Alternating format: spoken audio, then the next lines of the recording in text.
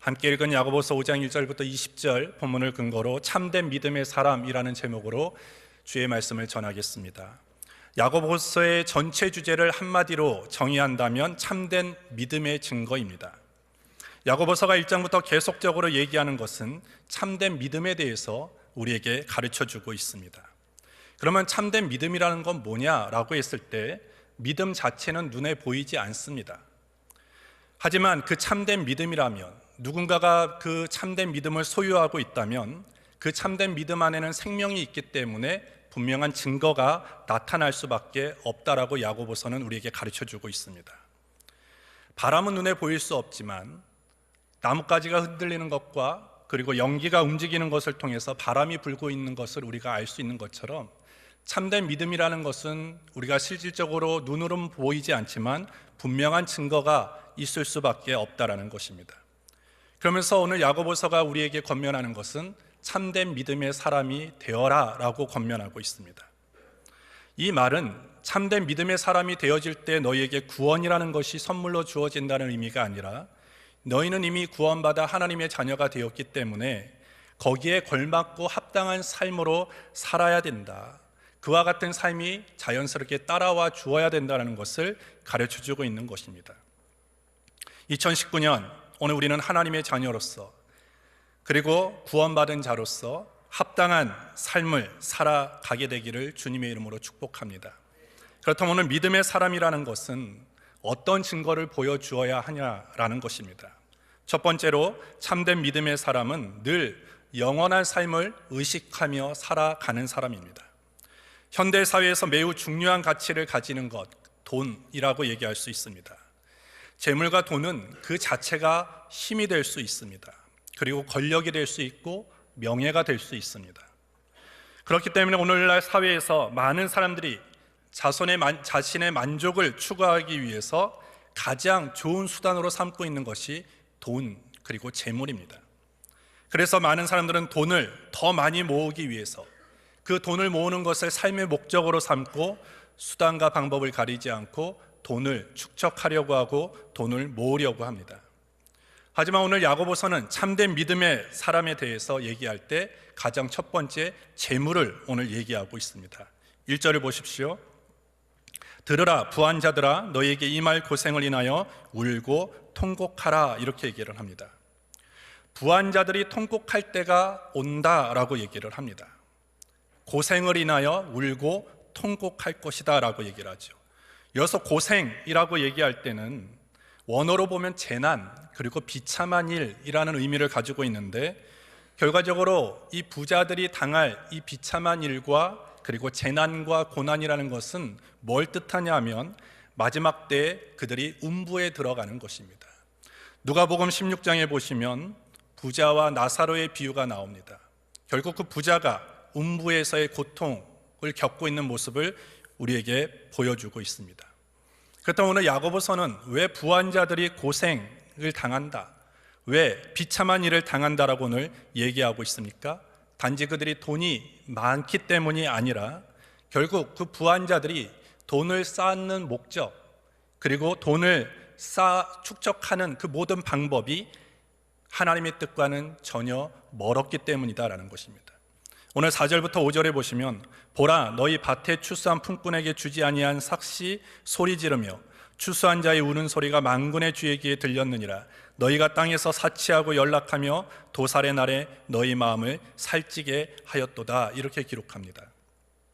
그들이 어떠한 방법으로 착취를 하였습니까? 줘야 될 품꾼에게 삭슬 주지 않았습니다. 임금을 지불하지 않았습니다. 결국 그들이 우는 소리를 듣고도 그들을 외면하고 말았다는 것이죠. 왜? 자기의 부를 더 많이 쌓기 위해서. 그리고 그들이 모은 그 재물을 가지고 그들이 어떻게 합니까? 사치했다라고 얘기를 하는 것입니다. 오늘 이와 같은 사실에서 오늘 야고보 시대에서 많은 부한자들이 어떻게 살았는지를 우리에게 보여줍니다. 사치스럽고 그리고 방탕하였습니다. 자신을 화려한 보석으로 그리고 화려한 옷으로 휘감았습니다. 다른 사람이 굶어 죽든 다른 사람이 없어서 어려움을 당하든 그런 것들은 전혀 못 본 채 하면서 자신을 치장하고 자신을 배부르게 하는 데만 힘썼다라는 것이죠. 근데 오늘 야고보서는 그들이 그렇게 쌓아놓은 재물이 어떤 것인가에 대해서 계속적으로 얘기합니다. 2절부터 3절을 보시면 너희 재물은 썩었고 너희 옷은 좀 먹었으며 너희 금과 은은 녹이 쓸었으니 이 녹이 너희에게 증거가 되며 불같이 너희 살을 먹으리라. 너희가 말세의 재물을 쌓았도다. 그들이 재물을 어떻게 쌓았느냐? 그리고 그들이 쌓은 그 재물이 어떠한 지금 모습 속에 있느냐? 재물이 썩었다라는 것입니다. 그리고 그들의 옷은 좀 먹었고 그들이 모아놓은 금과 은에는 녹이 쓸었다라고 얘기를 합니다. 왜 그들이 갖고 있는 재물이 썩었습니까? 다른 사람에게 나눠주고 베풀었으면 절대 썩을 일이 없습니다. 왜 그들의 옷이 좀 먹었습니까? 입을 옷이 너무나 많아서 그냥 장롱에만 두고 오랜 시간을 지나간 옷들이 너무나 많아서 그 옷이 좀 먹었다라는 거예요. 왜 은과 금에 녹이 쓸었습니까? 다른 사람에게 나눠줬으면 녹 쓸 일이 없지만 계속 창고에 쌓아놨기 때문에 녹이 쓸었다는 것이죠. 결국 부자들이 재물을 대하는 태도가 이런 거였다라는 거예요. 하나님이 우리에게 물질을 주신 이유는 그것을 아름답게 선용하고 사용하라고 주셨음에도 불구하고 오늘 야고보 시대의 많은 부한자들이 어떻게 그 재물을 대했는가? 창고에 가둬놓고 자기를 위해서만, 자기를 사치하고 자기를 즐겁게 하는 데만 물질을 사용했다라는 것을 이 구절을 통해서 볼 수 있습니다. 하지만 이 구절을 통해서 더 다른 면으로 해석해 보면 결과적으로 그들이 갖고 있는 재물이 썩었습니다. 옷이 좀 먹었습니다. 그리고 은과 금이 녹이 슬었습니다. 이것은 뭘 뜻하느냐? 영원하지 않다라는 거예요. 그것들이 영원하다라면 녹이 쓸면 안 됩니다. 좀 먹어서도 안 되는 것이고 그것이 썩어서도 안 되는 것이에요. 그들이 그렇게 영원할 것처럼, 그들에게 행복을 주고 만족을 줄 것처럼 온갖 수단과 방법을 가리지 않고 쌓아놨던 그 물질이 좀 먹고 썩었고 녹이 슬었다는 것은 그들의 생각과는 다르게 영원한 것이 아니다라는 것을 증명해 주는 것이죠. 하지만 부한자들은 그것을 몰랐어요. 계속적으로 자신이 갖고 있는 재물이 영원할 것이라고 착각했다라는 것입니다. 그러면서 오늘 성경은 우리에게 얘기하고 있죠. 너희가 항상 추구해야 될 것은 눈에 보이는 썩어질 것을 추구하는 것이 아니라 영원을 생각해라. 영원한 것을 너희가 추구하라고 말씀하고 있습니다. 베드로전서 1장 4절에 썩지 않고 더럽지 않고 새하지 아니하는 기업을 있게 하시나니 곧 너희를 위하여 하늘에 간직하신 것이라 라고 말합니다. 예수님도 이런 말씀을 하셨습니다. 예수님도 너희는 땅에 보물을 쌓아두지 말고 하늘에 보물을 쌓아두라고 말씀하고 있는 것입니다. 따라서 오늘 야고보서는 단지 부한자들이 돈이 많다고 해서 통곡할 날이 올 것이다, 비참한 일을 당할 것이라고 말하는 것이 아니라 부한자들이 재물을 대하는 태도가 바르지 못했다는 것을 지금 책망하고 있는 것입니다. 그렇다면 이 시대를 살아갈 때 이 돈이란 문제, 재물이란 문제도 우리와 너무나 밀접한 관계를 가지고 있는 것입니다. 오늘 우리가 이 시대를 살아갈 때 항상 우리를 중심으로 해서 세 가지의 대상과 우리는 바른 관계를 맺어야 하는 거예요. 하나는 하나님과 나와의 관계입니다. 그리고 이웃과 나와의 관계고 물질과 나와의 관계입니다. 이 세 가지의 관계를 우리는 바르게 할 때 그 신앙과 그 생활은 건강한 생활이 될 수 있는 것이죠. 그렇다면 오늘 우리는 하나님을 어떻게 해야 됩니까? 하나님을 경외해야 되는 거예요. 하나님을 경배해야 됩니다. 이웃을 어떻게 해야 되는 것입니까? 이웃을 사랑하는 것입니다. 하나님이 주시는 물질을 우리는 어떻게 해야 됩니까? 물질을 이용해야 하는 것입니다. 근데 마지막 시대로 갈수록 오늘 어떤 현상이 일어나느냐 하면 그 관계가 뒤죽박죽 되어집니다. 하나님을 경외하기보다는 하나님을 사람들이 무시해버립니다. 이웃을 사랑하기보다는 이웃을 이용하십니다. 물질을 이용해야 되는데 물질을 사랑하고 있는 것이 마지막 시대의 모습인 것이죠. 우리가 이러한 시대 속에서 분명히 알아야 될 것은 우리는 앞으로 뭐가 우리에게 다가오느냐, 심판이 있다는 것을 분명하게 알아야 됩니다. 오늘 왜 이 부한자들이 자신들이 그 물질을 축적하는 데만 혈안이 되어서 온갖 수단과 방법을 가지고 물질을 쌓아두었느냐? 그것은 앞에 자신에게 다가오는 심판이라는 것을 망각하고 있었기 때문이에요. 오늘 성경이 뭐라고 얘기하고 있습니까? 그들은 앞으로 이렇게 얘기를 합니다. 5절에 보시면 너희가 땅에서 사치하고 연락하여 도살의 날에 너희 마음을 살찌게 하였도다. 곧 죽음의 날이 다가옴에도 불구하고 그들은 자신들을 살찌게 하기 위해서 노력했다라는 것입니다. 오늘 부한 자들이 그런 것이죠. 심판이 있다라고 한다면 물질을 가지고 그렇게 방탕하게 그리고 물질을 함부로 대하지는 않는다는 것입니다. 오늘 우리가 이 마지막 시대를 살아가고 2019년을 살아갈 때 정말 믿음의 사람으로서 우리가 보여줘야 되는 것은 무엇이냐 하면 늘 심판하시는 하나님이 계시다라는 것을 우리는 믿어야 됩니다. 이 심판이라는 것은 오늘 우리가 이 땅을 살아가는데 하나하나 했던 모든 행동들, 내가 했던 모든 말들, 우리의 모든 생각들을 하나님이 하나하나 다 심판하신다라는 거예요. 결국 그렇기 때문에 오늘 이 미래를 결정짓는 것이 뭐냐면 우리의 현재의 삶이라고 얘기할 수 있는 것입니다. 따라서 오늘 이 하루하루의 삶을 늘 우리는 심판하시는 하나님이 늘 계시고 그리고 그 하나님이 우리의 모든 것들을 바라보고 계신다는 것을 늘 인식하며 살아갈 때 우리는 참된 믿음을 소유하면서 곁길로 나아가지 않고 끝까지 믿음의 길을 걸어갈 수 있게 될 줄 믿습니다. 그것을 놓쳐버리면 오늘 부한 자들처럼 되어지는 거예요. 심판이 다가오기 전에는 그들이 갖고 있는 부라는 것이 다른 사람들에게 봐서는 아주 부러운 삶이 될 수 있어요. 닮고 싶은 삶이 될 수 있고 최고의 삶이 될 수 있고 내가 물질만 있으면 행복한 삶으로 걸어갈 수 있을 것처럼 보이지만 결국 그들이 심판의 때, 즉 도살의 날이 다가올 때 그들이 그렇게 아끼고 그들이 가장 가치 있게 여겼던 그 물질로 인해서 그들의 삶은 최고의 삶에서 최악의 삶으로 바뀌는 거예요. 부러운 삶에서 다른 사람부터 부러움을 받고 살아갔던 그 삶이 이제는 다른 사람부터 불쌍하다라고 여겨지는 삶으로 바뀌게 되어지는 것입니다. 행복한 삶에서 불행한 삶으로 바뀌고 기쁨의 삶에서 애통의 삶으로 바뀌게 되어지는 것입니다.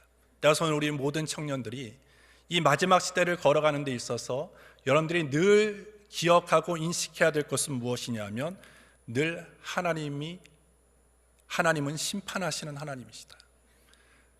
우리에게 곧 심판이 다가온다는 것을 늘 여러분들이 기억하셔야 되는 거예요. 그래서 여러분들이 물질뿐만 아니라 여러분들의 시간도 여러분들이 하는 모든 행동도 하나님을 보시기에 기쁨이 되어지는 거룩함과 성실함으로 나아갈 수 있는 우리 청년들과 성도들이 되기를 예수님의 이름으로 축복합니다. 두 번째로 참된 믿음의 사람은 인생의 고난 속에서 끝까지 인내하는 사람입니다. 엘빈 토플러라는 사람은 이런 얘기를 했어요. 이제 지구촌은 강자와 약자 대신에 빠른 자와 느린 자로 구분될 것이다 라는 얘기를 했습니다. 결국 빠른 자는 승리하고 느린 자는 패배한다라는 것이죠. 그렇기 때문에 오늘 그가 예언했던 것처럼 오늘날의 이 시대의 대표적인 특징 중에 하나가 뭐냐면 속도입니다. 그래서 느린 것은 좋지 않다. 느린 것은 경쟁력이 없다. 기다린다는 것, 인내한다는 것, 이런 것들은 낭비다라고 사람들은 생각합니다. 그래서 사람들은 기다리는 것을 싫어합니다. 인내하는 것을 배우지 못합니다. 뭐든 빨리 해야 되고 뭔가 당장 결과를 봐야 되고 그렇기 때문에 참는 것을 못하고 있습니다. 여러분들 어떠십니까? 여러분들 잘 기다리십니까? 잘 인내하십니까? 점점 우리의 덕목 중에서 인생을 걸어가는데 우리 사람에게 꼭 필요한 덕목 중에서 이 기다림과 인내라는 것, 참는다라는 그런 덕목이 점점 매력을 잃어가고 있습니다. 왜? 기다리다가 뒤처질 것 같은 거예요. 그냥 인내하다가 내가 다른 사람으로부터 더 떨어져 갈 것 같은 그런 불안감 속에서 이 인내와 기다림은 참는다는 것은 우리에게 결코 매력을 주지 못하고 있습니다. 하지만 오늘 성경이 우리에게 얘기하는 것은 그럼에도 불구하고 우리는 인내해야 된다라고 얘기를 합니다. 어떤 상황 속에서 온갖 어려움과 고난의 속에서 오늘 우리가 인생을 살아가는데 여러분들 많은 고난이 있을 거예요. 직장에서도 고난이 있을 것입니다. 직장에서 어려움, 힘든 분위기, 과중한 업무, 그리고 권위주의로 가득한 어떤 상관들, 그런 일들 속에서 온갖 스트레스를 받는 경우도 있고 또 가정에서도 스트레스를 받는 경우도 있고 관계 속에서도 어려운 가운데 있을 것입니다. 하지만 그와 같은 온갖 어려움들, 경제적인 어려움들, 관계적인 어려움들, 그런 인생의 고난 가운데서도 오늘 성경이 우리에게 말해주는 것은 뭐냐면 고난 속에서 인내해야 된다라고 가르쳐주는 것입니다. 믿음의 사람이 정말 내가 믿음의 사람이다라는 것을 증거해 주는 것이 하나가 뭐냐면 인내라는 것입니다. 오늘 7절을 보십시오. 그러므로 형제들아 주의 강림하시기까지 길이 참으라. 보라 농부가 땅에서 나는 귀한 열매를 바라고 길이 참아 이른 비와 늦은 비를 기다리라니 라고 되어 있습니다. 속도가 우상이 된 그런 시대 속에서 우리는 살고 있지만 바로 참는 것, 인내하는 것, 견디는 것, 기다리는 것이 믿음의 증거고 그것이 능력이 될 수 있다라고 오늘 우리에게 가르쳐주고 있는 것입니다. 따라서 오늘 참된 믿음을 가진 자는 어려움을 당할 때도 참는 것입니다. 뭔가 나에게 억울한 일을 당할 때도 참는 것입니다. 인내하는 것입니다. 부당한 일을 당할 때도 화를 내며 난리법석을 피우는 것이 아니라 참는 것입니다. 그것이 그 사람이 진짜 참된 믿음을 소유했다는 증거라고 성경은 우리에게 말해줍니다.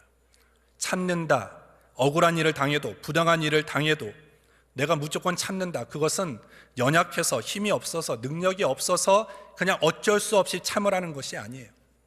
너희가 진짜 참된 믿음을 증거하려면 참아야 된다는 것입니다. 그것을 통해서 너희가 진짜 참된 믿음의 사람인 것을 세상 가운데 나타낼 수 있다라고 얘기를 하는 것이죠. 왜? 하나님을 생각할 때 참을 수 있다라는 거예요. 오늘 농부가 열매를 바라고 참으며 비를 기다리는 것처럼 오늘 우리도 기다려야 되는데 오늘 우리는 뭘 바라야 됩니까? 하나님이 어떤 분이신가를 분명하게 알면 인내하고 참을 수 있다는 것이죠. 하나님은 자비로우신 하나님, 하나님은 긍휼의 하나님이시다라는 거예요.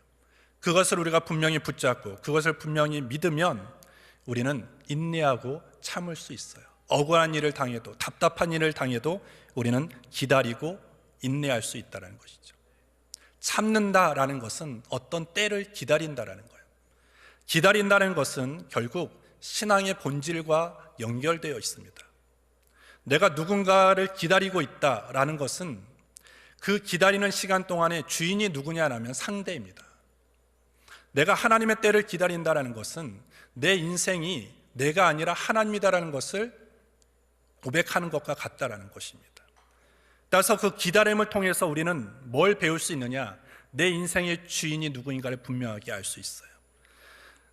내가 어디로 무게중심을 옮겨야 되는지를 그 기다림을 통해서 우리는 깨닫게 되어지는 것입니다. 결국 그 기다림을 통해서 결국 하나님의 모든 것들이 섭리하시고 이끌어 가신다는 것을 깨닫게 되어지는 것이기 때문에 내가 어떤 고난과 그리고 억울한 일을 당할 때 그 속에서 참고 기다리는 시간이 결코 애매하게 낭비되어지는 시간이 아니라 그 속에서 내가 하나님께로 나아갈 수 있고 하나님의 주권을 인정하고 깨달을 수 있는 진정한 가치 있는 시간이다라는 것을 우리가 알 때 우리는 인내하고 참을 수 있게 되어지는 것입니다. 그러면서 오늘 그 인내는 어느 특정한 사람만 할 수 있는 것이 아니라고 얘기를 하는 거예요. 그러면서 오늘 성경이 오늘 우리에게 얘기하는 것이 무엇입니까? 오늘 선지자들이 인내했다라는 거예요. 선지자들이 왜 인내했습니까? 선지자들이 편안한 인생을 살지 않았습니다. 억울한 일을 당한 사람들이죠. 주의 말씀을 전할 때 너희가 빨리 회개해야 된다, 너희가 주께로 돌아온다라고 외쳤을 때 돌아오는 것은 돌이키고 회개하는 사람들의 모습이 아니라 도리어 자신들을 핍박하고 박해하는 그런 모습 속에서 그런 고난을 당하는 그 순간 속에서도 예언자들, 선지자들은 늘 참고 인내했습니다. 그러면서 대표적으로 누구를 얘기합니까? 욥이라는 사람을 얘기합니다. 욥은 여러분들이 잘 알고 있듯이 자신도 도저히 이해할 수 없는 그런 고난을 맛보게 되어집니다. 내가 하나님 앞에 잘못한 것도 없어요. 내가 큰 죄를 저지른 것도 없고 뭔가 실수를 한 것도 없음에도 불구하고 엄청난 고난을 겪게 되어집니다. 하지만 욥이 어떻게 됩니까? 이해할 수 없는 고난, 억울한 고난을 당함에도 끝까지 인내하며 믿음을 증명하며 보여줬을 때 결국 그 고난에서부터 나오게 되어지고 하나님이 그에게 더 큰 복을 내려주시는 것을 오늘 야고보서는 우리에게 보여줍니다. 그렇다면 오늘 어떤 고난과 어떤 어려움 속에서 인내하고 기다리고 참을 수 있는 사람은 누군가? 선지자뿐인가? 욥이라는 사람뿐인가? 성경의 위인들만 인내할 수 있는가? 아니라는 거예요. 너희도 그렇게 할 수 있다라는 거예요. 그들의 본을 삼고 너희도 참아라는 거예요. 너희도 인내하라고 야고보서는 우리에게 말해주는 것입니다. 따라서 오늘 참된 믿음을 가진 자는 인내하는 자입니다. 참는 자이다라는 것이죠. 그럼 어떻게 참을 수 있느냐? 조금 전에 말씀드렸듯이 하나님이 어떤 분이신가를 분명하게 알아야 돼요. 하나님은 자비하신 하나님, 하나님은 긍휼하신 하나님, 하나님은 공의로우신 하나님이시다는 것을 분명하게 알 때 우리는 어떤 시간 속에서도 참고 주의 때를 기다릴 수 있는 것입니다. 여러분들 시멘트를 그냥 놔둬버리면 그냥 풀풀 날립니다. 가루이기 때문에 풀풀 날려요. 그렇게 아무런 힘도 없이 좀만 바람만 불어도, 입김만 그냥 불어도 그냥 풀풀 날아가 버리고 흩어져 버리는 시멘트가 거기에 뭘 부으면 단단해집니까? 물을 붓는 순간 단단해진다는 거예요. 오늘 내 삶 속에 하나님에 대한, 하나님은 자비하시고 긍휼하심이 있으시고 공의로우신 하나님이시다라는 확고한 신뢰와 믿음이 없으면 고난과 역경이 다가올 때 풀풀 날아버려 흩어져 버리는 시멘트 가루와 같은 존재가 되어지는 거예요. 하지만 물을 부을 때 단단해지는 것처럼 내 안에 어떤 그런 고난과 억울한 일을 당할 때 그럼에도 불구하고 하나님은 긍휼과 자비하심과 공의로우신 하나님이시기 때문에 내가 참고 하나님의 때를 인내하면 분명히 그 하나님이 내 삶에 답을 주실 것이야, 내 삶을 구원해 주실 것이다 라는 것을 믿는 그 믿음이 결국 시멘트에 물을 붓는 것과 같다라는 거예요. 그러면 어떤 상황에서도 흔들리지 않는 단단한 그런 믿음의 소유자가 될 수 있다는 것입니다.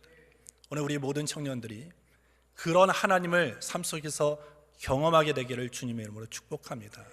하나님을 지적으로 알려고 하지 마시고 하나님을 여러분들의 삶에서 인격적으로 진짜 만날 때 여러분들이 2019년 정말로 믿음의 사람으로서 부족함이 없는 삶을 살아가게 될 줄 믿습니다. 마지막 세 번째로, 믿음의 사람은 고난을 당할 때 하나님께 기도하고 즐거운 일을 당할 때 하나님께 감사하며 찬송하는 사람입니다. 13절을 보십시오. 너희 중에 고난당하는 자가 있느냐? 저는 기도할 것이요 즐거워하는 자가 있느냐? 저는 찬송할지니라 라고 말합니다. 결국 야고보서의 전체의 결론입니다. 지금까지 참된 믿음을 가진 우리가 어떻게 살아가야 되는지에 대해서 하나하나 말했던 야고보는 결국 그렇게 살아갈 수 있는 힘이 어디에 있느냐? 결국 기도와 찬송이라는 거예요. 우리의 인생을 그냥 단순하게 표현한다면 기쁠 때, 슬플 때입니다. 결국 슬플 때, 고난당할 때 우리가 해야 하는 일은 기도하는 것이고, 기쁠 때, 모든 일이 잘 되어질 때 우리가 해야 하는 일은 하나님께 감사하고 찬송하는 것이다라고 아주 명료하게 우리에게 가르쳐 주는 것이고, 결국 그렇게 단순한 모습이지만 단순한 것을 실천하며 나아갈 때 우리는 삶 속에서 내 안에 있는 참된 믿음을 증명해 나갈 수 있는 힘을 얻게 되어진다는 것입니다. 여기서 고난당하는 자는 기도하라고 얘기합니다. 고난은 우리가 인생을 살아가는데 여러 가지 만날 수 있는 여러 가지 모양으로 닥쳐오는 힘든 시간, 힘든 모양이라고 얘기할 수 있습니다. 그럴 때 오늘 성경은 우리에게 뭘 하라고 얘기합니까? 불평하라고 얘기하지 않아요. 불평하는 대신에 적극적으로 기도하라고 얘기를 합니다. 야고보서 1장 5절에 보시면 너희 중에 누구든지 지혜가 부족하거든 모든 사람에게 후히 주시고 꾸짖지 아니하시는 하나님께 구하라. 그리하면 주시리라. 이렇게 얘기를 합니다. 우리가 하나님 앞에 고난당할 때 구하면 하나님은 주신다라고 말씀을 합니다. 그러면서 내 형제들아 너희가 여러 가지 시험을 만나거든 온전히 기쁘게 여기라. 이는 너희 믿음의 시련이 인내를 만들어내는 줄 너희가 알미라. 고난당할 때 기도하는 자에게 하나님께서 깨닫게 해주시는 것이 있는데 그것이 뭐냐면 이 고난을 통해서 하나님이 나를 만들어 가시는구나, 하나님의 사람으로 나를 지금 만들어 가시는구나라는 것을 깨닫게 되어지고, 그럼으로써 그 시험을 만날 때 도리어 불평과 원망보다는 기쁘게 여길 수 있게 된다라고 얘기를 합니다. 따라서 오늘 우리 안에 고난이 다가오고 문제가 생긴다는 것은 하나님이 기도하라고 하는 사인인 거예요. 하나님이 계속 사인을 줌에도 불구하고 내가 그 사인을 간파하지 못하고 내가 그것을 체크하지 못하면 그 문제와 고난은 계속 가는 것입니다. 하지만 우리가 고난 당할 때, 문제가 있을 때 하나님 앞에 간절히 기도할 때 하나님 우리에게 힘을 주시게 될 줄 믿습니다. 이사야 40장 29절에 피곤한 자에게는 능력을 주시며 무능한 자에게는 힘을 주신다라고 말씀하고 있는 것입니다. 따라서 오늘 여러분들이 고난당할 때 2019년 한 해 해야 하는 것은 하나님께 기도하는 것입니다. 기도할 때 우리는 처음에 고난을 당할 때 기도할 때는 이런 기도를 할 수밖에 없어요. 하나님, 왜 나에게 이런 고난이 옵니까? 하필이면 왜 나입니까? 왜 나에게 이런 문제가 다가옵니까? 라고 하는 식으로 기도는 시작했지만 그 고난 가운데 계속 하나님을 향해서 기도하다 보면 그 기도가 바뀌어져요. 처음에는 왜입니까? 왜 하필이면 나입니까? 라고 했던 그 왜라는 데 초점이 맞춰진 기도가 우리가 계속 하나님의 선하심을 신뢰하고 기도할 때 왜가 아니라 어떻게로 바뀌는 거예요. 하나님이 고난 속에서 내가 어떻게 해야 됩니까? 어떻게 하는 것이 하나님의 뜻입니까? 라는 기도로 바뀌게 되어지는 것이죠. 또한 야고보서는 즐거워하는 자는 찬송하라고 얘기를 합니다. 고난을 당할 때 기도하는 것은 어떻게 보면 쉽습니다. 신앙인들에게 그래, 내가 힘든 일을 당했으니까 하나님이라도 붙잡아야지 라고 하면서 기도를 하는데, 문제는 즐거운 일을 당할 때 사람들이 생각 외로 하나님께 찬송하지 않는다는 거예요. 오늘 많은 사람들이 이런 모습들이 있죠. 잘 되면 내 탓이고 잘못되면 다른 사람 탓하는 것입니다. 오늘 이와 같은 우리에게 즐거운 일과 또한 행복한 일을 우리가 겪을 때 우리에게 나타나는 모습이 무엇이냐면, 그냥 내가 열심히 살았기 때문에, 내가 열심히 했기 때문에, 내가 노력했기 때문에 나른 것으로 그 공을 다 자기에게 돌린다는 것입니다. 하지만 오늘 야고보서가 오늘 우리에게 얘기하는 것은 즐거울 때 뭘 생각해야 되느냐, 누구를 생각해야 되느냐, 하나님을 생각하라고 오늘 말씀하고 있는 것입니다. 하나님이 이렇게 하셨구나, 하나님이 오늘도 나에게 이런 은혜를 주셨구나, 하나님이 함께 하셔서 내가 이렇게 기뻐할 수 있는 일을, 행복할 수 있는 일을 만나게 되었구나 라고 모든 것을 하나님께 영광 돌려야 되는 것입니다. 요한복음에 보면 하나님께서 왜 인간을 창조하셨는가 라고 했을 때 하나입니다. 하나님께 영광 돌리기 위해서 우리를 만드셨다라고 얘기를 합니다. 결국 우리가 여기에서는 즐거워하는 자는 찬송해야 된다라고 하지만, 정말로 더 깊이 한 걸음 더 나아가서 진짜 참된 신앙, 바른 신앙은 기뻐할 때만, 즐거워할 때만 하나님께 감사하고 찬송하는 자가 아니라, 바울이 감옥에 갇혔을 때 기도하고 찬송했던 것처럼 즐거운 일이 생길 때뿐만 아니라 도리어 어렵고 힘든 일을 만날지라도 하나님께 감사하고 찬송하는 신앙으로까지 우리는 나아갈 수 있어야 된다는 것입니다. 오늘 2019년 한 해를 살아갈 때 아마 여러분들이 원하든 원치 않든 때로는 낮과 같은 길을 걸어갈 때도 있고 밤과 같은 길을 걸어갈 때도 있어요. 사막의 길을 걸어갈 때도 있고, 사막에서 정말 오아시스를 만날 것 같은, 그런 만났을 때와 같은 정말 감격과 기쁨의 사건을 경험할 때도 있을 것입니다. 하지만 그러한 시간 속에서 우리가 길을 잃지 않기 위해서 사막의 길을 걸어갈 때도, 오아시스를 만났을지라도, 낮의 길을 걸어갈 때도, 밤의 길을 걸어갈 때도 내가 거기에서 길을 잃지 않기 위해서는 우리가 분명히 명심하고 해야 할 것은 뭐냐? 고난당할 때 기도해라. 즐거운 일을 당할 때 하나님께 찬송해라. 이것을 우리가 붙잡으면 길을 잃지 않아요. 헤매이지 않습니다. 우리는 2019년 끝까지 믿음의 경주에서 승리하는 자가 되게 될 줄 믿습니다. 따라서 오늘 우리 모든 청년들이 믿음의 사람이 되어지기를 주님의 이름으로 축복합니다. 그냥 나는 믿음이 있다라고만 얘기하지 마시고, 오늘 앞서 말씀드렸듯이 믿음은, 참된 믿음은 생명을 가지고 있기 때문에 증거가 나타나는 거예요. 오늘 우리 청년들이 있는 모든 자리, 가정에서, 직장에서, 학교에서, 모든 자리에서 정말로 믿음의 증거가 나타나는 귀한 한 해가 되어지고, 그러한 삶으로 여러분들이 살아가게 되기를 주님의 이름으로 축복합니다. 그래서 정리하면, 믿음의 사람은 늘 영원한 삶을 의식하며 살아가야 돼요. 믿음의 사람은 어떤 고난 속에서도 인내하고 참아야 됩니다. 믿음의 사람은 고난당할 때 기도하고 즐거운 일을 당할 때 하나님께, 오직 하나님께만 영광 돌리는 그런 삶이 믿음의 사람, 참된 믿음을 소유했다라는 증거인 것입니다. 이런 삶을 향하여 저와 여러분들이 날마다 도전하며 또 걸어가게 되기를 예수님의 이름으로 축복합니다. 기도하겠습니다. 하나님 아버지, 감사합니다.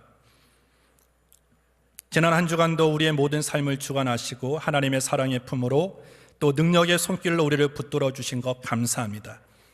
우리가 살아가는 세상이 너무나 악합니다. 많은 유혹이 다가옵니다. 그러한 상황 속에서도 늘 하나님이 우리를 지키시고 보호하여 주셔서 빛의 자녀로서 살아가게 하신 것을 감사합니다. 오늘 주의 전에 나와서 믿음으로 예배하고 신령과 진정으로 예배하게 하신 것 감사합니다. 2019년 우리가 믿음의 사람으로 살아가기를 결단하였습니다. 늘 영원한 삶이 우리에게 있음을 의식하며 살게 하여 주시고, 어떤 인생의 고난 속에서도 참고 인내할 수 있는 힘을 허락하여 주시고, 내가 고난을 당할 때 기도하고 즐거운 일을 당할 때 오직 하나님께만 찬송하고 감사할 수 있는 삶으로 살아가게 하여 주시옵소서. 우리의 힘으로 할 수 없으니 성령님 이끌어 주시옵소서. 예수님의 이름으로 기도합니다. 아멘.